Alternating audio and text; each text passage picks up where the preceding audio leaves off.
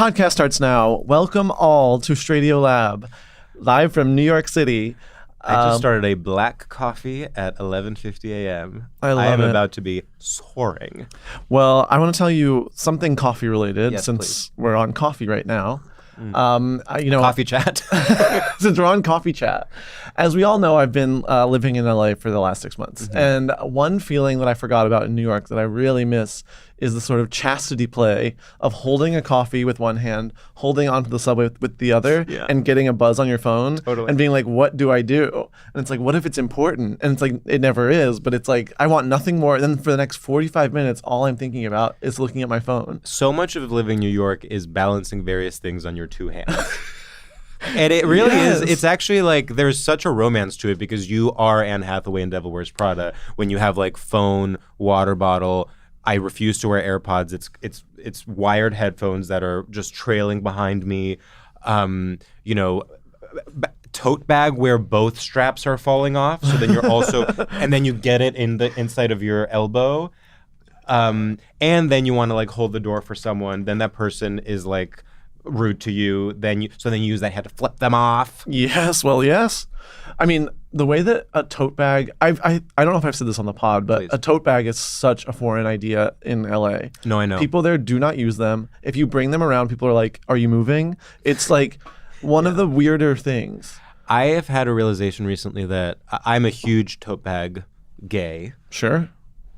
And I've had a realization recently, it would do so much more for the gravitas that I have if I switched to like a nice leather bag. But you'd lose your humanity. Or would I gain a sense of sort of authority, a sense of gravitas? Like, I imagine me in like a gorgeous, expensive, like leather tote bag. Well, this is the difference between you and I. Because for me, I'm like, but then you won't be a man of the people. Oh. Like, to me, the tote bag is what shows people, like, I'm a member of this community, and I'm not trying to get ahead of you guys. But you know how the tote bag I always carry around is my London Review of Books tote bag, which is literally me signaling, I read, I read. Yeah. No, I get it. Maybe you should just lean in then. This is a general thing where I was like, I bought jeans that actually fit me rather than being like big and bushwicky, and I was like, oh, am I gonna start just dressing like a businessman now? Oh, like, but it doesn't feel like an age thing to you. No, I think it actually there's something about like, it's the very obvious thing of like, wait, so if things fit you correctly and look expensive, then you look better rather than worse. But you lose your edge. No, I know, it's true. I've been feeling very, I'm staying in Bushwick while I'm back in the old stomping ground. And the way that like in the last 6 months, everyone is wearing like the baggy, the ripped, I'm like, oh, I look Republican now. Yeah, I know. All of a sudden. We both look Republican today. Yeah. And actually our guest looks very cool and very Bushwick. Yeah. Which... Should we bring our guest in? I'm ready. I have to say, we have been wanting to have this guest on for so long. Please introduce. I just think she's one of the funniest people alive. And I want to say also just a real... Performers are rare these days. Yeah. I actually think sometimes people do performing as a way to avoid death or as a way to like prove that they exist. Yeah. And so people, it's lost its art. I agree. And so please welcome to the podcast, Charlene. You see, I'm really glad that I didn't miss that intro segment bit. I was really afraid that I might because I was 10 minutes late. No. Very straight behavior, I might add. I should have been a full half hour. Exactly. No, I feel like 10 minutes late is the most neoliberal amount of time to be late. Like, you are basically, the vice president running late to a meeting. It's like I have to explain it, but the train is enough at 10 minutes, right? Anything over that, and I'm practically had to knock the dick out of my mouth to get here to make it even a half hour on time. See, but I'm glad I didn't miss that opening segment because I was going to begin speaking with something like a scoff, like, ugh. Yeah. Because and right away I must give away a lot. I'm not actually a podcast gay. You're not a podcast. Not typically. No, I give good podcast. I give good guest. I've been in this very room before. Yes. For Like a Virgin, an iHeart production.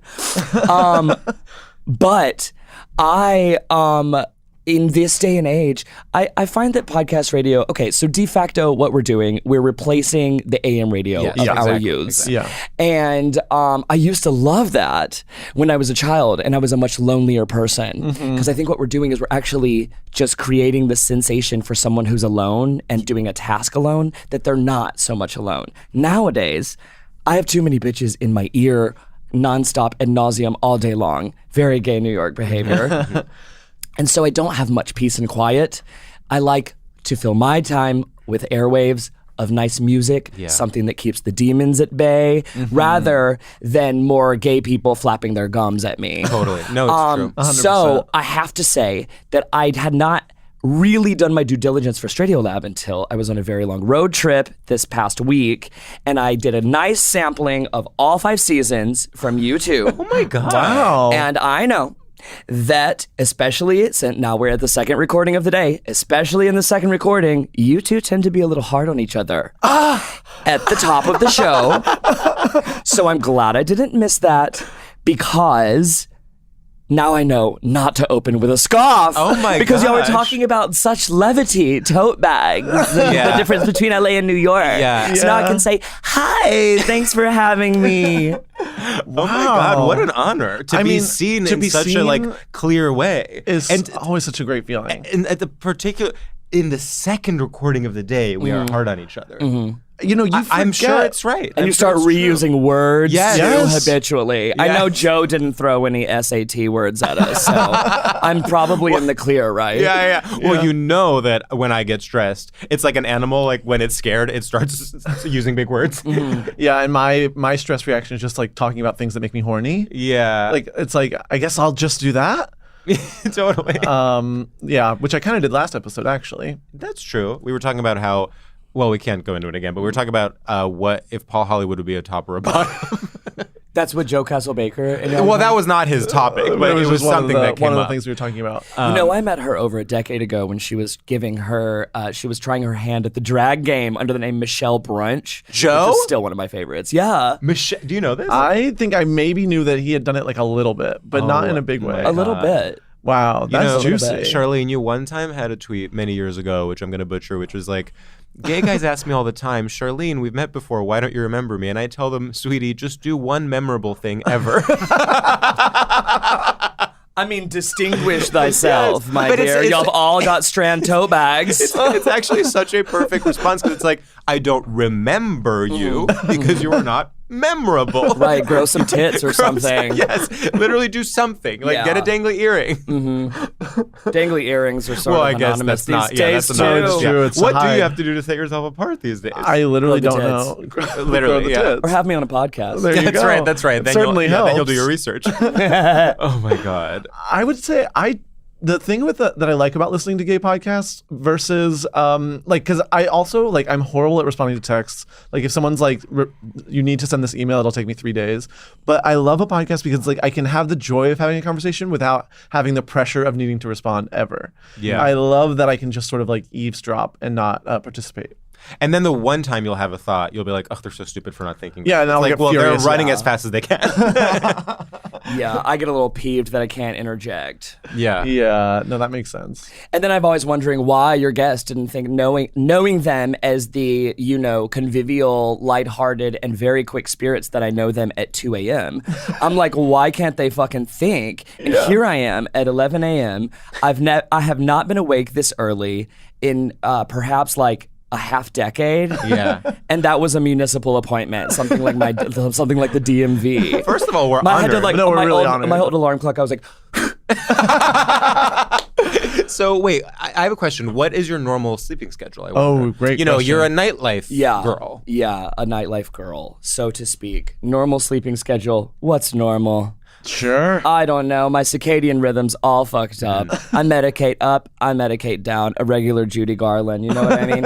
I love it. I love it. I feel cozy and snug as a bug in a rug if I'm in bed before 2 on a not work night. Oh, sure. On That's a work very night, I'll cozy, get yeah. home between 4 and 5. Okay. It's fine in the winter because it's still nighttime. Yeah. But when that sun's creeping up, you just have to go out on the fire escape know. and smoke Yeah. one more joint, and Yeah. then next thing you know, it's noon. And you got a brunch to be at. We're gay in New York, right? Whatever. Speaking of brunch, I have a secondhand story that I think about all the time, where Josh Sharp was at one of your brunches, and a Michael Jackson song came on, and his telling of it is you ran to the microphone and you said, "Michael, all is forgiven." Nobody cares anymore.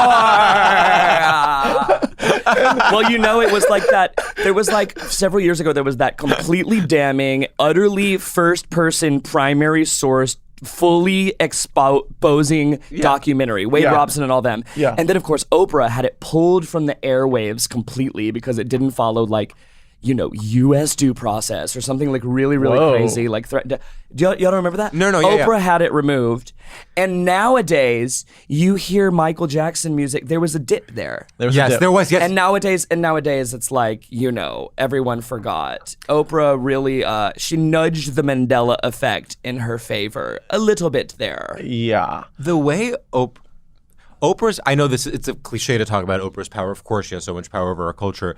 But it is kind of crazy to think this kind of soft power is unheard of. She chose our president. She decides who gets canceled and who doesn't. She currently it's clear that she's in cahoots with the Elvis estate because she just picked the new Lisa Marie Presley book in her book club. It's a posthumous book about Elvis, and they are trying with Graceland. There's like a lot going on where they're trying to like get buzz around Elvis again. That's why there's so many Elvis movies. They like what's the goal? Just like to make more money. Like the Elvis. It's like, okay, it's been long enough without us caring about Elvis. Time to go Elvis again. Okay. So there's like a big movie. There's Got it. You know, and Oprah is, you know, she's essentially a hired PR. Yeah, we should have to elect the next Oprah. I know who will be the next Oprah. She sent a bunch of kids to my high school on scholarship, and that's when I thought it was like not as nefarious. But the post facto pardoning of Michael, it's really like you talk about the Elvis thing. That's pumping a lot of money into the Tennessee state economy. Yes, exactly. Bad for gay. Yeah, right? yeah, They've got all those. They like, you know, they're trying to like detrans trans children and shit. And then also with that, oh my God, when you say Elvis, it just makes me think. Is a small tangent, okay? Please, Here at the top of the show, a very gay topic, a topic for StraightioLab, the Oh Mary opening night. Do you remember they had Elvis there front and center sitting next to, who was it, Claudia Schiffer's daughter? Cindy Crawford's daughter, who was dating or whatever. Kaya Gerber. Yes. Whoa. They had her front and center, maybe second or third row, so they could still see the feet. That's the real premium seating totally. on Broadway. But yeah, okay, so they had her there. And they also had Mr. Russell from the Gilded Age there. Oh, hot guy, yes. Hot guy, of course. furry, all of us want his load. Really hot. Really, like, Do you know who this is? unspeakably hot. What is his name? Elvis, however, has a neck that I could snap with one hand. I could fit my whole hand around his neck and snap it. But I learned something really profound about Hollywood, stardom, and all the things of the like that night. We won't say any more about Oh Mary. I mean, come on. That bitch's name is on the airwaves quite enough. But I will say this. Straight people, monolithically, really, I had not realized the gravity, the degree to which we prefer and deify movie stars over television stars. 100%. Oh, it's one of the even in the age weirdest of TV when no one even watches movies. But still, if you know, Kate Winslet walks into a room, it's over. Right. Yeah. And so Elvis, we've got Russell, Mr. Russell. What's his fucking name? I don't know. He's got a really cute wife. They were dressed like, you know, downtownish. He was standing on the sidewalk, and of course, all of us, we're at the Oh Mary premiere ourselves. We're at opening night ourselves, so we're not going to go up to Mr. Russell. But Elvis, on the other hand, she walks out. And there is immediately a swarm of straight people. Yeah. How did they even know? I thought we were like trying to keep it under wraps or something. They knew he was there already. There's a guy who's coming up with like, I don't know, his own custom merch for him to sign. He's like, my man, there you are. Elvis is like, hey now, there you are again. How did they know? And I was like, whereas in gay culture, we really, really prefer the Mr. Russells just because of their hotness. They're on TV. We watch all our movies on TV anyway. Mr. Russell is who all of us who are too cool to swarm him because we're gay and we're in the fucking, we're the capital of Pan Am, proverbially ourselves. We're not going to bother him. Yeah. But the movie star, she's not safe on Broadway. No. Well, because Broadway is the most like, it's so mainstream. Like it's so Disney. You know what I mean? Yeah. Like I remember growing up not being in New York City, you have this image of Broadway being the coolest place you can be, and it's like the tippy top. And then you go there, and I have a similar story for you, which is when I went to see the Outsiders musical, I turn around, I see Tony Kushner in the audience. I was very starstruck. And then I see people start to hound someone. I'm like, oh, they're going to Tony Kushner, but then they pass him, they're going somewhere else. Young Sheldon was in the audience. Everyone was ignoring Tony Kushner. Yeah. And when I tell you there was a line in intermission of people waiting to meet Young Sheldon, which obviously, yes, more people know Young Sheldon than Tony Kushner, but it is just like, that is the level of culture we're talking about at Outsiders the musical. Yeah. It's not, people are not going to want to talk to the like hot theater trained guy on the TV show. Anyway, it's literally that meme with the lines. Yes, that's like there's like one person outside one line. Stop and think or top a twink. Yeah, literally. Yeah. Should we do our first segment? Oh, well, yes. I was thinking that was a fabulous segue into our main topic. I know. That's why I want to get here, the segment out of the way so that we can let's do talk. It. Let's do it. Okay, perfect.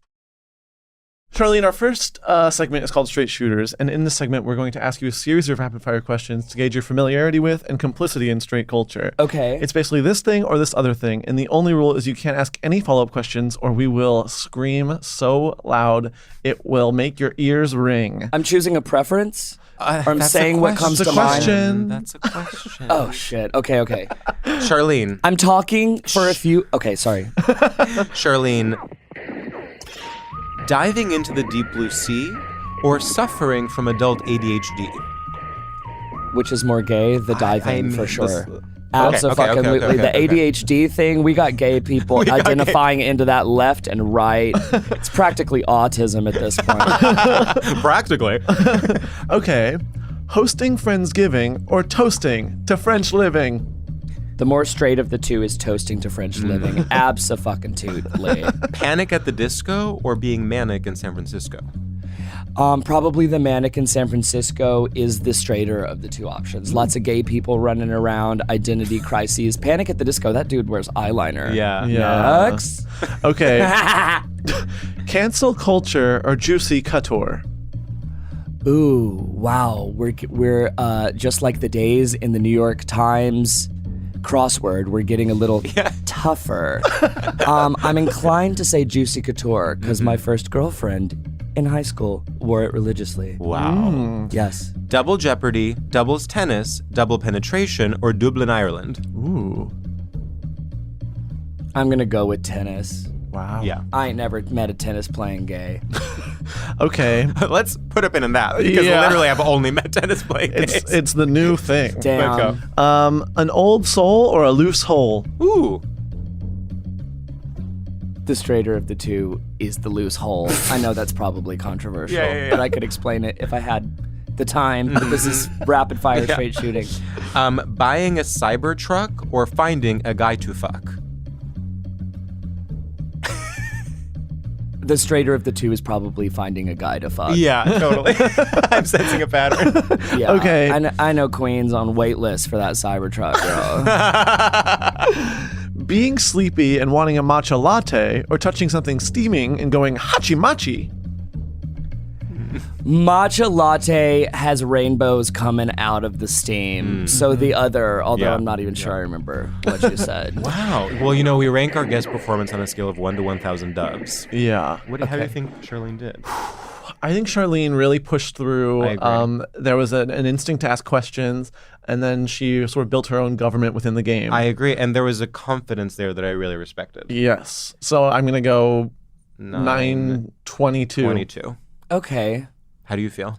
I mean, I feel like I've been found out because I claim to have listened to this several times and then had no idea how to And play I the game. didn't want to say anything. No, I mean, like, I was driving and smoking pot Sure. I don't know, man. No, I love it. That was iconic. Well, to so clearly see us at the beginning and then Yeah. I actually To have was no like, idea what's going on. Yeah, I was like, this is actually amazing. That was not a preference. It was a preference Wait, or like what's straighter? I did what's straighter. No, it's Those were my literally answers. the whole sort of point of it is that it like trips everyone up because there's no rules. So great. So It's like a it's like a Rorschach Rorschach test. So then everyone you have to like go with the one that you are feeling more connected to. I am just to jumble up my bullet points for this to be an engaging conversation before we begin. Exactly. I am curious about your assertion that there are no gay guys playing tennis. We must run in such different circles. I think it's because well, you live in New York, don't you? Yeah. And you are all of your tennis playing gays in Greece? No. They are. It's like, I think a lot of them are younger than us. Some are our exact age. There is this. I'm realizing now maybe it's all one friend group, and so there is like literally I think one that's gay what it guy is. I know who plays tennis and posts about it a lot. Is it? Well, Jake? No. Okay. Well, there's a suspicion I have that these guys are actually would be or will be trans women. Oh, in the first interesting. place. Wow. what that's Like actually- myself, a totally. complete hetero. Do you feel like I think there's something to what you're saying. Like tennis is a very elegant, feminine. Right. Like you want to be Zendaya in Challengers. Yeah, of course. Wow. Well, I'll look out for that. I mean, Watch them all transition. keep your next eyes year. peeled. There's a feminine affect that's associated with homosexuality Of in course. the Needless to first say. place. I'm trying in this day and age to sort of like, we've done a lot of work in our lifetimes to separate gender and sexuality. We even like if you were to take a class on it when we were that age, they might insist. Yes. I am growing up in this city, in this world, and this sexual orientation. I'm inclined to disagree. I think they're more inform Totally. each other here. I completely agree. This is one of those things that always, I remember like when we were in college and it would be like the person that works at the LGBT center comes and gives a talk and it's like trans 101 and gay 101 Right. and like how does it all work? And then people will be like, okay, misconception number 1, gender is the same as sexuality. So the reason that's not true is, and then they would like do this whole thing and you'd be like, wait a minute. Our whole thing here is smashing binaries and you are insisting on this boundary between gender and sexuality? Why don't you look in the mirror, chica? Yeah, I mean, like, before you come out of the closet and you hear that statistic of like, you're like, I'm a 10% statistic. It's that 1 in 10, 1 in every 10, and then you come out of the closet and you start getting and you start registering the eyes that are coming your way, and you're like, ooh, it's actually might be quite a bit more than that. We might be talking about like openly practicing gay people, or maybe 1 in 10, and then in your lived experience, it's more like 8 or 9. Literally. Out of 10. I mean, I will say 90% of people I know are gay. Right. Where are those You're a coastal elite as well. But Well, needless to say. Well, it's also like I'm sure the 1 in 10 thing is like some study that was published in 1979 Right. that like was put in Time magazine. Someone read it and then it was like, oh, that's the thing. It's like how people are like, 1 glass of red wine is good for you. No, it's not. But someone just said that. Well, now once. they took it back, actually. They took it back. But or like back when people said that like dark chocolate is good for you. Yeah. It's just like I love studies like that. it's anything dark is high in antioxidants. But the chocolate and the wine, they both come with a lot of sugar, which apparently, I don't know, is worse. Yeah. Cancels it out. I do both still. same. I'm Well, gay. needless to say. Well, there's something about knowing that 1 glass of wine is not good for you where you're like, oh, then I might as well have 7. Like, you know what I mean? No, I literally have like convinced myself tequila sodas are good for me. Totally. Also, it's like the glass, it's not a unit. I'm not, and everyone's Thank like, how many you. cups of coffee did you have? How many tabs of acid did you do? I'm like, I'm not, those are not units. Like the actual, what we're talking about. Like if I have a gigantic big gulp, I still had 1 cup of coffee. I mean, when From here I of talking your course balls count off. a beer and shot as a 1 drink. Well, obviously. I mean, know, if it's a standard shot, that is a unit, and a It's a beer unit. is 12 ounces. So I can. You know, it's funny you say that about tequila soda. I recently no reason, convince myself getting a gin tonic is healthier than getting a tequila soda. There's literally no scientific basis to it, but I'm literally like, if I'm in a healthy mood, I'm like, you know what, I'll do a gin. Wait, let's see here. Gin is essentially it's vodka that's had juniper berries tinctured in it. It's like seeped with the juniper berry. There's your lead. If the juniper berry itself is medicinal, or if you can find some witches who say that it is, you can work the proof of that theory. Perfect. I love that. Yeah, that's amazing. Okay, Charlene, not to once again change course, but I'm so desperate to get on the topic that I'm going to make you just get right back into it. I feel like I brought up the statistics thing for a reason, though. It was like a punctuation and maybe even another segue too. Oh no, the thing about 1 in 10. The thing about yes. Okay, so we've got tennis playing gays. You find out as you travel down the rabbit hole of queerness, that not only are you dealing with a sampling of straight people who are lying about being gay, and we're actually dealing with 9 or 10. 8, 9, or 10 out of 10 people who are actually somewhat queer. You take you take the sampling of that 1 in 10. We have a new population, the 1 in 10, the gay people, the like queers. Within that 10%, we're also dealing with a skewed statistic because we have the belief that trans people are like marginalized or like fewer in numbers than the like big bad cis gay man. Yeah. Really, the numbers are about the same. You're dealing with a whole population of gay men who, if things were different in our society or whatever, 8 or 9 probably would be women if they chose. So I would be willing to bet that your tennis playing gays are trans. Yeah, probably. Wow, probably.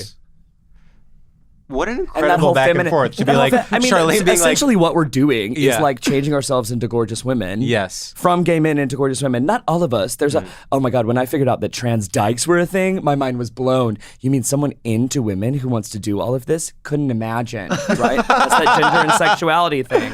Yeah. Anyway, our topic is, as we were talking about earlier, of course, we have to admit, this is not an episode of StraightioLab. No. That's right. Which is a phrase I know, having done my research. Well, yes, we've had 2 StraightioLab guests. Macy and Celeste. However, I must insist that even that this is an episode of StraightioLab, I must insist that the corner of straight culture that we must chew the fat on right now is theater in New York. Yes. So this is obviously an interesting and controversial topic because people will say, well, theater, that's gay. Absolutely. What would you say to those people? It was. Yeah. Yes. It was. Yeah. It was in the glory days. And it has phases. It's a lot like pop music in that way, which is something a little more palatable to our non-coastal elite listeners to understand. We have the aughts in pop music. We've got Beyonce wearing denim on the red carpet. We have a boring era. From like, I don't know, 2000. By the time, Britney losing it, between Britney losing it and, of course, Lady Gaga coming along, you're talking about the Katy Perry era. Denim on. Well, Katy Perry it counts with the Gaga era. Oh, Katy starts. Oh, absolutely. So we're talking like 2007 to 2012 or something. No. Pre-Gaga. I'm marking Gaga as the return of gay pop. Got it. We had a drab era. Yes. We had a really drab era. We had the Ashley Simpson catastrophe, which nowadays autobiography. I'm like, she's back. The world is ready. In a huge 100%. Way. But see, because pop music is gay again. Yeah. We had Lady Gaga burst onto the scene. And all the girls found out that people like it if you put flower pots on your head again. And so ergo, pop music is gay again. We had fabulous clothes. We had dance beats. We were in, and then of course we start going away. We got Lady Gaga wearing a cowboy hat. We got the twing twanging and the yee-hawing. We've got people infiltrating the works who are not necessarily nowadays. We have it's a wave. What's what I'm trying to say is that even though gay guys are into it all the time, it's not necessarily gay all the time. 100%. In today's era, in theater in New York City, we are witnessing a shift back into gay theater. However, we have been in a drought, an era. In our tenure as gay New Yorkers, we've mostly been in an era where theater in New York is consumed by and participated in, and the creative slant is really a lot, really straight, in my opinion. I can't prove this is it. like very smart. Yeah, because I've never thought it's one of those things where like, because it's such a like stereotype, it's like theater is gay, theater is gay. You like forget to examine it as something straight. And I am thinking like, no one I know is like going to musicals regularly. Like you are the only person I know that like goes to plays. And like the plays are generally like, yes, there's always like one play that's for like cool Brooklyn people. But most of it, 90% of it is for like people from Long Island coming to visit on like Christmas morning. So I was trying to express this to Charlene before we recorded. I love theater and I love going to the theater. What I struggle with and have struggled with historically is the Broadway musical. And I think I can most relate to what you're saying in terms of like just the influx of terrible IP based, like Legally Blonde the musical, Mean Girls the musical, Matilda, like just it is just constant. I mean, the one I was just mentioning, Outsiders, which actually was pretty good, but it's this like Disney Marvelification of Broadway, and it almost seems like the business model is one of like venture capital or something. Like it's like you can imagine people in a board meeting being like, okay, we're gonna combine. People love three things. They love Hillary Clinton. Yeah. They love, Sex and the City, and they love Marvel. What can we do that combines all three? And it's Suffs. Yeah. Yeah. It's sort of, it's this kind of like artless, paint by numbers, like calculation for what the crowd will want. It really is like disrespectful to what a musical could be. Right, exactly. Because it is just like it's as if someone hates musical theater and is making a musical. They're like, what, you just put songs in something we already like? Sure, do that. Yeah. And it's like, well, shouldn't you as the like producer of Broadway like have a bigger vision? Shouldn't you care more? Like, sure, I can be a bitch about it and be like, oh yeah, take some shitty movie and put a song in it. Yeah. Also, the price, I would say, it adds to the straightness because we're talking. This is something that should be an art for the people, an art form for the people, is the most exclusive thing in New York. The most exclusive thing in New York is seeing Book of Mormon. Well, I mean, it shouldn't be that way. We're supposed to be the ones with the disposable income. That's true. Yeah.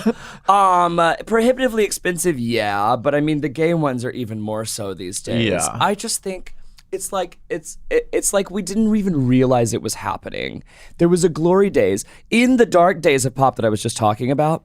We were in a glory days of theater in New York City. We had the John Doyle Broadway productions. Those were two Broadway Sondheim revivals, wherein the band was on stage and compromised of the players themselves. Was that the Company one, 2007? Company in 2006, and then I believe it was after that the Sweeney Todd. Yes. I don't know which one. So I don't know much about the Sweeney Todd one, but the Company one is like was huge in my like finally understanding Sondheim is that album. Oh yeah, honey. And then I went and saw the Company they did last year, and I was like shocked. That's what I'm saying, girl. Yeah. It's for straight people now. It's also funny, like to do a gender flip Company, right? Something you would think is on paper, you're like, oh, that's quote unquote queer, quote unquote different. And then it ends up being more straight. And the press thinks it was fabulous. Yes. They do.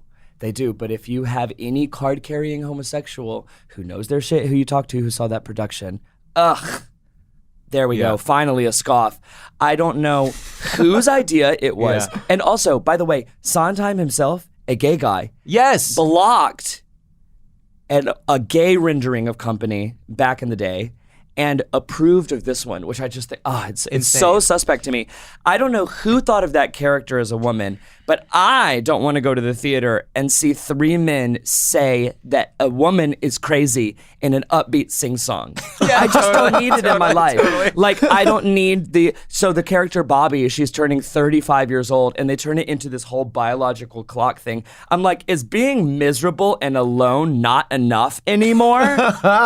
That's the gay Broadway. You have to also be barren. No, seriously. I'm like, that's such a good point. It's not just like, I don't want to be alone. It's like, I want to like bear a child. And they have all these 35s in the staging. Oh, it was just horrendous. And also that mark at the end of Act 1, that she had to hit this mark. It must have been a dime on the stage to have a single panel of rain fall on her at the end of "Marry Me a Little."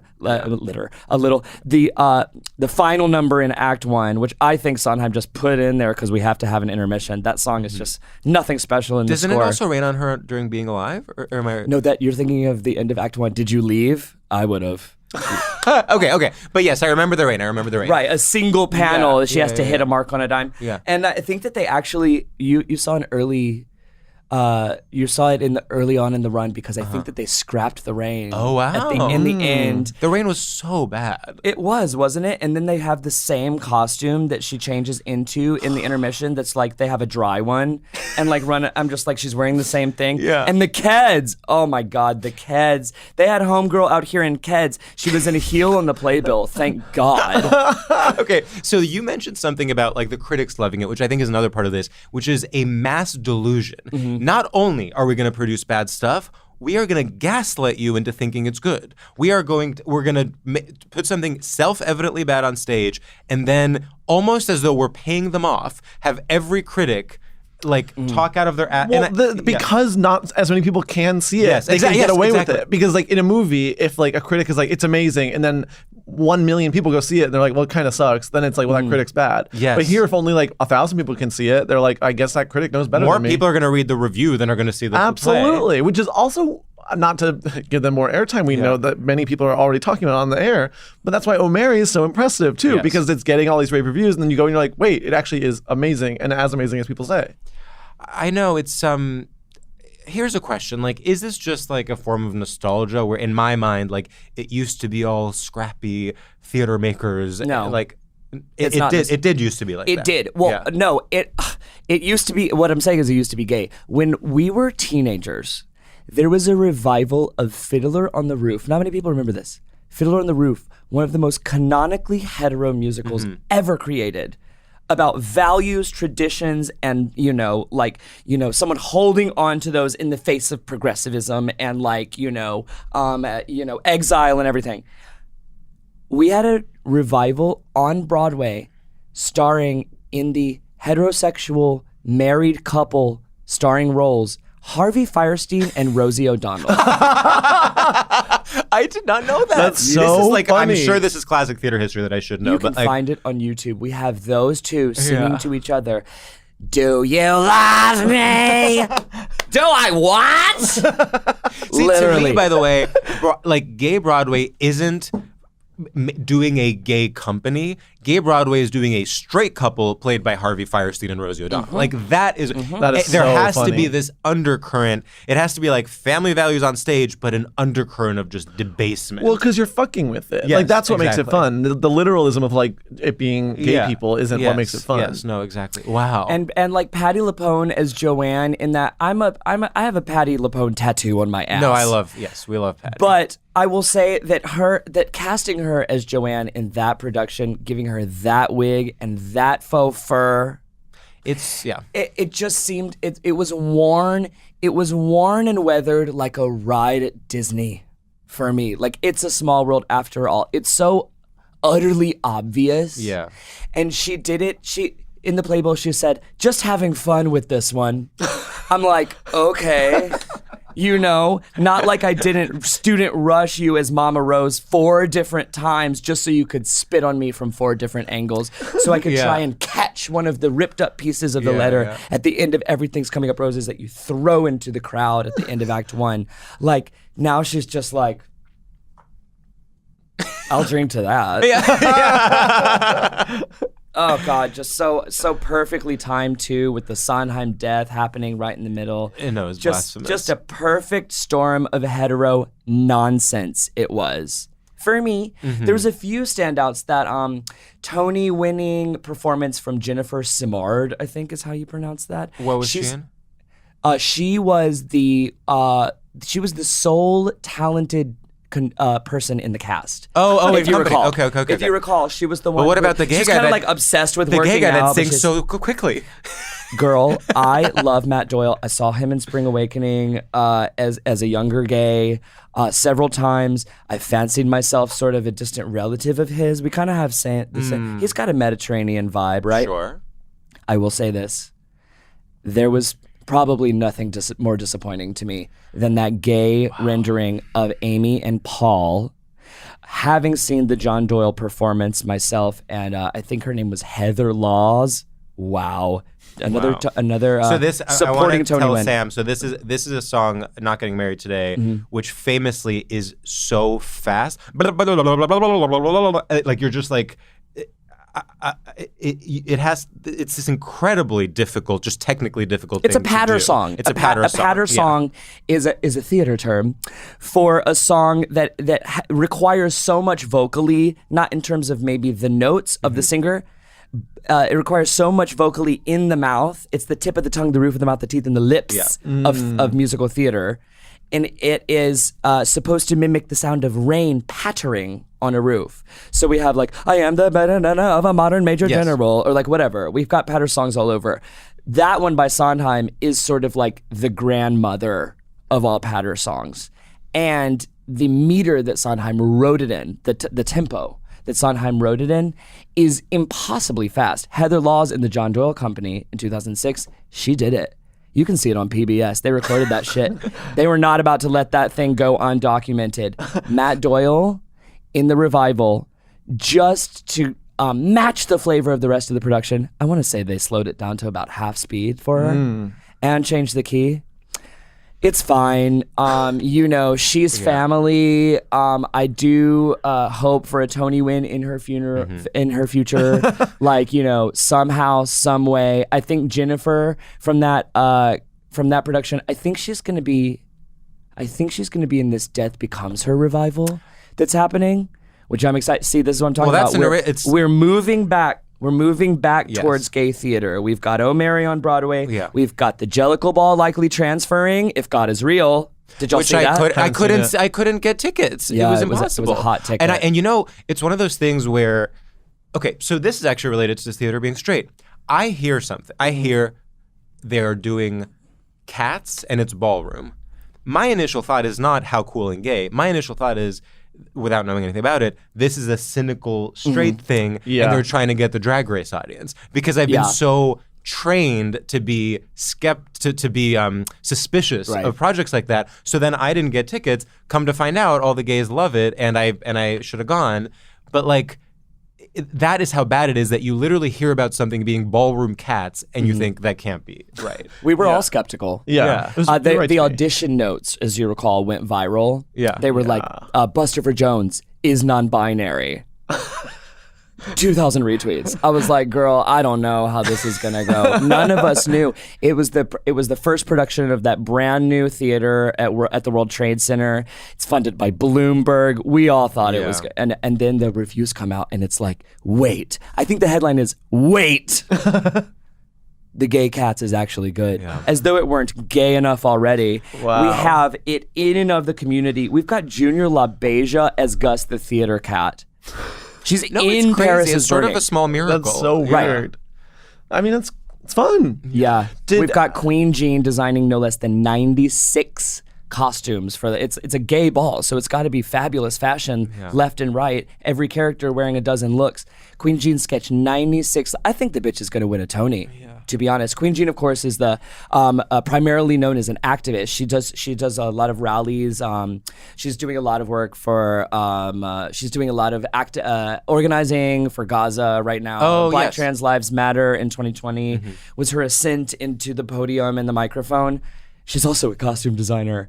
We've got drag queens who I know making the wigs for the Jellicle Ball. We've got bartenders at the bar I work at. I saw a friend of mine, Garnet Williams, understudy Grisabella. The first night that I went to Cats, I saw a close friend of mine. I was killing a stage in New York City, an off-Broadway rendering of Cats, as though it weren't gay enough. Now we have the added element that they're actually in a ball like Paris is Burning. It's kind of nonsensical the way that Cats goes, because Cats is a musical that is a musical rendering of a T.S. Eliot book of poems. That he wrote for, I think, godchildren or something, that are just they're poems about different cats, different characters. And so it's kind of nonsensical, therefore, in the original production of Cats, we have doesn't make much sense. They're all vying. We're being introduced to these cats as though they're all vying for a prize. In this rendering, every single cat is walking in a category against others, and they're the one who ends up stealing the trophy, right? Does it still sound hokey to you as someone who didn't? No, I'm saying I know it sounds fun. No, it's like that's what I'm kicking myself for being so cynical going in. Me too, but I guess I caught wise to it quickly enough. No, I mean by the time I did, it was like $400 tickets. But. When a friend of mine was bullying me into going, I was like, just so you know, I will likely hate it. Yeah. And I will be vocal about that the whole time, as I am when I see anything. I consider myself a child of, there's an old school affect that we're going for here. Remember, the gay community is kind of split on this. I am someone who believes very much Fran Lebowitz when she says that there's a dearth of connoisseurship. You know that viral video of her being everyone with taste died of AIDS. People criticize that, and I'm like, no, she's clearly right. Like right? It's factual. Yeah. I mean, the three of us would all be gone. Well, we are connoisseurs. No more StraightioLab. No more podcasting because of AIDS. Oh my God. Yes, but yes, no. You're and you know what? Maybe though. Do you think that's related to this theater straight era? Absolutely. I mean, that really, to bring it back to a historical perspective. I mean, it makes sense. It's up to us. Because that's when those people would have come. That's when those people would have been, in their 40s, 50s, 60s, like funding things, making decisions, being the decision makers in the room, producers. I want to talk Fagtasia. Yeah. Because is it always Wicked? No. Okay. Fagtasia is a production. It's paid me the grandest drag show in Brooklyn. Happens at $3 bill. One of the grandest spaces in Brooklyn. Needless to say. It is a show produced and directed and pretty much run by my friend Baby Love, who's a very talented, very gorgeous drag queen in Brooklyn. She produces a monthly version of it. Whoa. And it's a gay drag rendering of any myriad of gay, interest topics. She does a lot of, she does Lord of the Rings. She used to do Harry Potter. She stopped. Well, the J.K. Rowling thing. Of course. She does Shrek. Shrek is a very popular Fagtasia. Wow. It's only a musical rendering when I am involved and bullying her into mounting it so that I can play one of the roles that I've always wanted to play. So it's Wicked when I'm involved and or Chicago when I need to be Velma Kelly. Wow. She's Roxy to my Velma and she's Glinda to my Elphaba. And we render the entire original Broadway cast of Wicked on stage. And we also include the soundboard recording that is, in our generation of musical theater gays, it's a heralded MP3 to get this recording from the soundboard of the early San Francisco run, the pre-Broadway run of Wicked. We have a recording of the soundboard, so we have all of the dialogue recorded in HD. Wow. So we use a lot of that and lip sync the whole thing. So basically what you're seeing is a full drag rendering of the original Broadway cast of Wicked. There are a bunch of fun elements that are like thrown in there to make it a little more current and trans. Baby Love really loves fucking with the material and making the whole thing a highly cerebral rendering of whatever it is. Mm-hmm. But I'm someone who likes it very canonical, and I like to be very by the book. If it were up to me, it would be completely beginning to end just played straight. Yes, played completely straight. Like I'm trying to be Elphaba here. Yeah. I'm trying to take the Grail from the Gershwin Theater for one night. Yeah. Be Elphaba. And we even have a fly show. We've even almost had a no-fly show. Are you familiar with the terminology? Just fly, does that mean like in a harness where you're like being... Right. At the end of Act 1 of Wicked, famously, Elphaba, at the end of Defying Gravity, flies up, it might be 30 feet in a tiny human-sized cherry picker with a hydraulic arm that's like hidden. And so it's giving this illusion that she's actually flying above the crowd. However, maybe like 0.1, maybe 0.2% of the time, the safety mechanism that she clicks into in the dark and the fog and the lights and everything doesn't trip. Or maybe there's like, a new person on the tech board that day or whatever, and she won't actually fly, and the whole audience, their heart starts going. They're like, we paid money for this. The chorus is directed to sort of like fall to the ground if it happens, and Elphaba just walks forward on foot, essentially ruining the entire night for everyone. If you're straight, if you're gay, you are a chosen one. You're one of the chosen ones who gets to see a no-fly show. I'm not trying to do all that at Fagtasia because we're already lip syncing, honey. And we have one of these lifts, like a cherry picker, that's actually for rearranging the club lights because it's a nightclub. Oh. So it's this like hydraulic lift thing that's very forky, very clunky, and not human sized at all. I'm not trying to mess around with all that, and I'm definitely not trying for my co-stars to be stranded on the floor like that. I don't know what I would do. We had a really close call with this last one. We've done the show 4 times, turning it into an annual thing, I think. Like an end of summer. Fun. Labor Day. Yeah. Sort of like tradition. Like watching Harry Potter at Christmas. Which apparently that's a Christmas thing now. I didn't know that. Is that true? Yeah. I guess it's always whenever Christmas the Christmas on Harry Potter. movies. Yes. Of It's it exists within Christianity, which is another. We should have known the J.K. Rowling thing. It's a it's a book about witches and wizards, and they celebrate Christmas. The fuck? Yeah, literally. Okay, I was saying that I've never seen Wicked, and me either. What has stopped me from going to Fagtasia, which I really want to go to, is I want to first see some version of Wicked and then get it. But it sounds like I can just go to Fagtasia. Yeah, I'm inclined to agree with that. I don't know what kind of shape the show is in right now, to be honest. I'm sure whoever it is rips. The most recent time I went to Wicked was right before COVID, and it was a girl named Hannah Corneau who made my top 3 Elphabas of all time. She really ripped into it, but I don't know how she is now. I think the current Elphaba's a little bit mature. Yeah. I have seen Chicago many times. Have you seen Chicago? I mean, I've seen the movie. That's good enough. Yeah. The one time I think that they've gotten it completely right, all movie musicals were leading up to and or following that one moment. Yeah. The one time I think that it got the movie. No, the movie has kept that show in its bare bones form on Broadway that entire time. It's so bare bones. I did not know. I went essentially as a joke when Pamela Anderson did it. And I could not believe how low production it was. It's just like an empty stage and someone tap dancing, basically. Oh. You think it's going to be this super duper production. Well, it was originally in '96 when they mounted it on Broadway. It was originally just a cheap way to make a buck for the producers because it was a there's a rendering. There's a concert series that Broadway does where they'll just do a show, any given show, as a concert, like at Carnegie Hall. Sure. It was a mounting of that. So that's why there's no costumes, no set, none of that. It was like this was so popular, this concert version of Chicago, that we're putting her on Broadway. All it has to last at that point, it doesn't even have to last 10 years on Broadway, which is like nothing to balk at. But it doesn't even have to last that long before Catherine Zeta-Jones and Renee come in and clean up money for these producers for the next 20, 25, however long. Best picture. So, truly. Yeah, best picture, best supporting Catherine.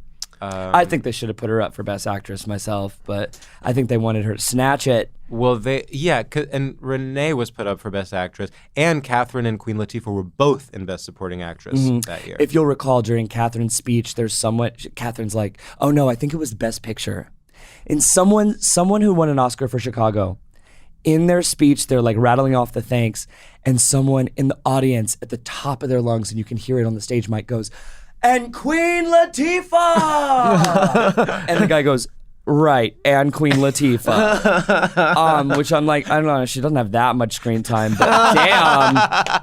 At the time that Chicago came out, there was one of those magazine feature articles. You know the magazines where they're like, they describe at length the way that the celebrity like comes into the room or whatever, and like sets their bag down. Yeah. It's like you're takes supposed a bite from the fruit plate. Yeah, you're supposed to know something about their character. And the first sentence is like, Renee Zellweger was running late, but not for the reason you think. Yeah, right. Yeah, totally. So in this, I knew who I was gonna like before I even saw the movie. I knew who I was gonna identify with because this interviewer stacked the way you two do here, stacked one after the other at some fucking Keith McNally restaurant in Midtown, Renee and then Catherine. Renee came in her gym clothes and ordered a side salad, did the interview politely, and then bowed out. Catherine came in a leather trench, ordered a filet mignon bleu, which is more raw than rare, and a glass of champagne. Wow. Like she was in the T-Mobile commercial at that very moment. Get more. Remember those? Yeah. She was T-Mobile spokesperson for a long time. I forgot about this. Kath, she is someone, I almost think she is someone that had so much. Yeah. And I actually think it makes sense that she is not still out there because it's like she's actually too fabulous to be you can't burn a that sort bright of for like that long. a workhorse. You know what I mean? Yeah. I'm actually having this post facto hallucination that it was Catherine in that movie The Substance the whole time. Have you seen it? Yeah, we loved it. I am remembering the entire thing as though that were Catherine instead of Demi. She would be amazing in that. Right? Actually, that would be great. I want to say I'm so surprised at your theater knowledge. Oh, really? I think of you as such a club girl that I was like, to me, club and theater don't go together, and I'm like blown away.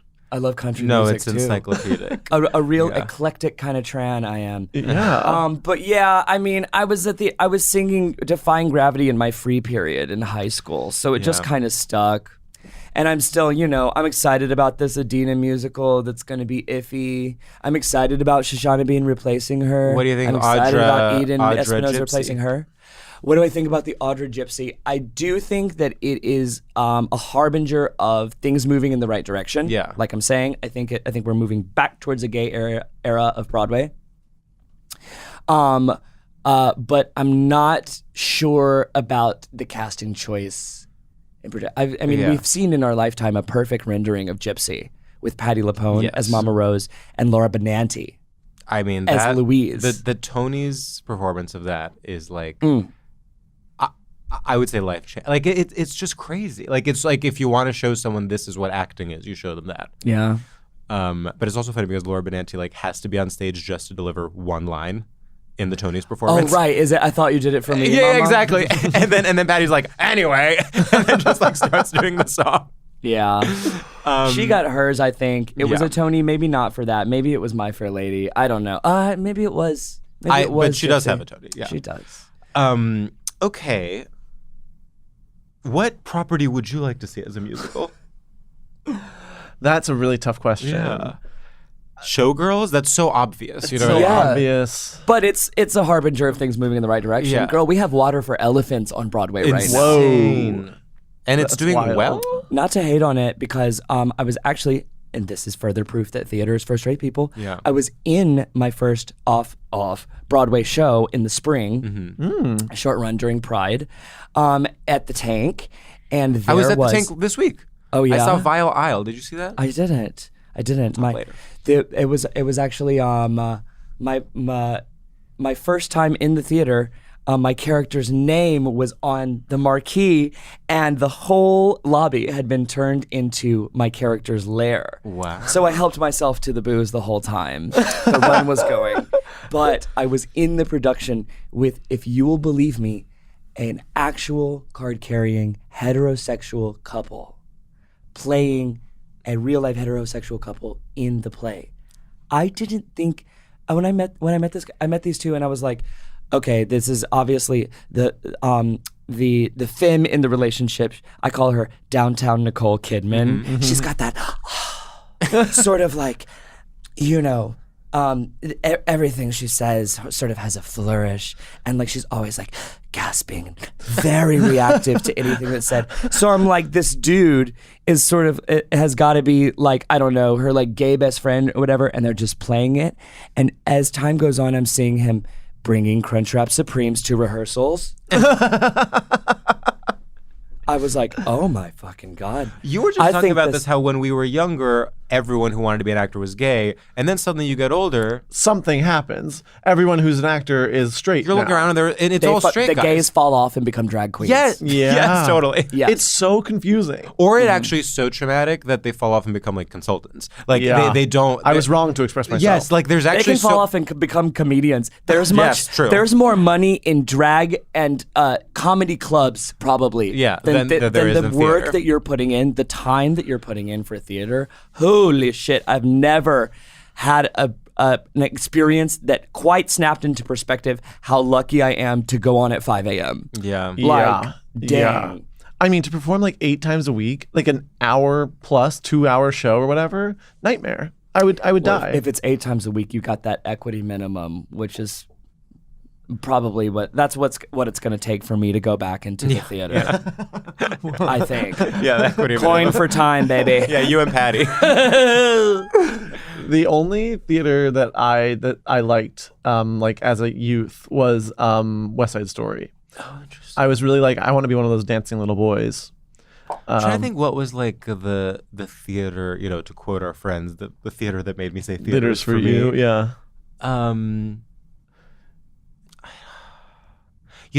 Not to bring it back to Greece as I always do, and can't believe it's been this long since I have, but in Greece you can go to the ancient Greek theater, like the Epidavros, like ancient Greek theater that's like still standing from ancient Greek times, and see a production of a Greek tragedy. I saw Nora Jones there. Yes, no, they also do concerts. Talk about a Greek tragedy, and there is something about that like felt like this is transcending reality in some way. How academic. Yeah. But then I'm trying to think of something. Not Rent? And you know what? Honestly, if I'm being honest, it was Rent. Yeah. I watched it over and over when I was in high school, and I had no one to talk to about it. And The movie, okay. Which I know that real theater people think is bad. I don't know. At the time, it's I most wasn't. of the Broadway cast, and they're like, well, but they are 40, so yeah. But there's some charm in that for me. Yes, it's true. Yeah. So I think that was definitely a big part of it. And then I do think it was a lot of like clips of Tony's performance, because I wasn't living in New York, so it's like that Patty performance. I know it very well. Or, oh God, there was like some Tony's opening number one year. It was the year of Hair with R.I.P. Gavin Creel. Like there was that was like a big. I was like, wow, like to be in New York, you can like see this day to day. And then you come to New York and it's Legally Blonde the musical. Yeah. Did you catch that production of Hair? No, I didn't. I've never seen Hair. How did you connect with theater? Yeah. I was in a production of Cabaret. Oh. As an 8th grader. Wow. Which was, my high school was 8 through 12. So it was a big scandal that an 8th grader had made the cast. And so I felt like it was somewhat ordained at that point.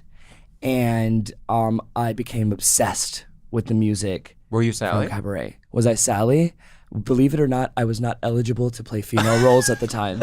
Sorry, I literally did not even think of that. No. I wasn't the MC either. Wow, that's I was so nobody's aggressive. Sally Bowles in high school. It didn't even occur to me. Okay, word. Such a sweetheart. Was I Sally? Were you Sally? It was a very progressive school in Alabama. By the way, I nabbed free tickets to see Adam Lambert in Cabaret. What do you think of that? I think that you're going to have a great fucking time. Yeah. Is that a push towards theater being gay, or I against think so. it? I would rather see Adam Lambert as the Than MC Eddie Redmayne. Oh Eddie my Redmayne. God! And it's No, just like that's this true. rendering. See, this is further proof of things moving in the right direction. That we have replaced Adam Lambert. We've replaced Eddie with Adam Lambert. Yeah. Because the Eddie interpretation of that character, I gotta say, there's 2 ways to play Cabaret. There is the way in which we are very obviously entering the Third Reich in Germany. Things are macabre and dark. There is also the way to play it wherein everything is fabulous and gay despite the darkness looming outside the Kit Kat Club. Which in fact makes it more dark because you're so aware of the dark undertones. Exactly. Yes. Because you have nuance because you're gay. However, Eddie Redmayne is up on facing a camera straight on, doing a little swastika with his arms. I'm like, girl, I do not need all of this in my life. Oh my God. I don't need it in my life. We're in too difficult a time politically. In We the globe. don't need you making a swastika. No, I want Adam Lambert throwing glitter into the air and being fabulous and saying everything is beautiful, despite the fact that we are entering the end of civilization. Yeah. That's a movie you should watch because that is a movie that like you think, I don't know, you're like, oh, how good can it be? It's literally a masterpiece. Like Who plays? Liza Minnelli. Oh, yeah. Okay. Fun. Anyway. Okay. Charlene, any final thoughts on theater as straight culture? I think we've covered quite a bit. I would have to. It's almost agree. one. Wow.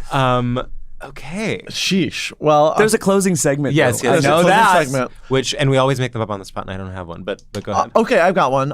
Our final segment is called Shoutouts, and in this segment, we pay homage to the grand oral straight tradition of the radio shoutout. So you can give a shout out to anything that you enjoy, people, places, things, ideas. Imagine 2001, you're at TRL shouting out to your squad back home about anything you like.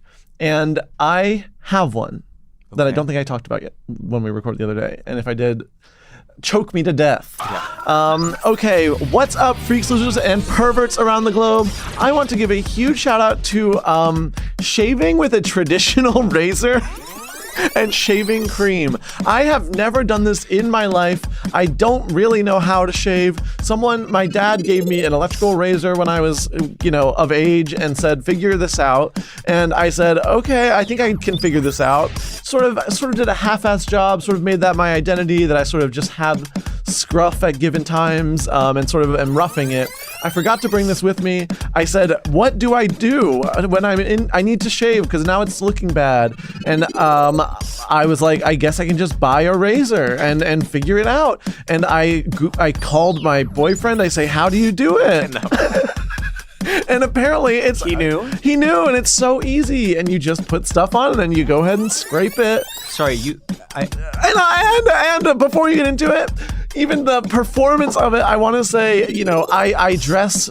We've talked about how I'm going Americana. I am reappropriating Cowboy. masculinity. Did you get hard? And I got a little hard. Yeah. And it was so hot. And I was like, this is amazing. I look like a dad from a commercial. A freshly shaved face that you can still smell. Yes. I was like, this is deeply erotic. Never used a razor? No. That's crazy. Yes. Well, lock me up and throw away the key. So that's my shout out. Woo. Wow. Yeah. I just use a little electric one. I mean, sure, but even once, you've never once used one No. until now. That's so funny. Wish even I could when, say the same. I mean, even like when you're first like going through puberty and have a little mustache, like even then you used. I just like let it. Like I was like, maybe no one notices. How traumatizing was that? God. That starting and you'd be like, when do the scales tip? When do I start Yeah, getting I rid of hate it? that. And then that's Yeah, when that like was one traumatizing. Christmas, my dad was like, you should use this, and gave me like some electric razor. Christmas, huh? Christmas. Touching. And I was like ashamed. This is Right. like your version of like me never learning to drive. Like it's like something that everyone did when they were younger. And, But I'm like, when and do you it gets learn? too late, and you're like, oh God, like I'm in my 30s. Did you have to be taught, or did you just like wing it? I don't remember exactly, but it is sort of just like exactly what you think it's going to be. Yeah, but I was like, maybe there's a nuance to it. Yeah. There is. There There is. absolutely Sure. is. I mean, If you you go the definitely wrong can cut way, yourself. you'll look like you yes, dumped your chin in an yes. ant bed. No, very true. Okay, I have one. What's up, freaks and losers? I want to give a shout out to Ellen DeGeneres. I sat down and I watched Ellen's new special, okay? And when I tell you, it starts out with this like montage of her career highlights, and you're like, I cannot believe this is happening. They're literally doing a montage of her career highlights that are projected on walls, and she's walking through a tunnel. of her tunnel of hits. And she's going to the stage. Then she talks about being canceled, and every single line she says gets a standing ovation. I've never seen anything like this.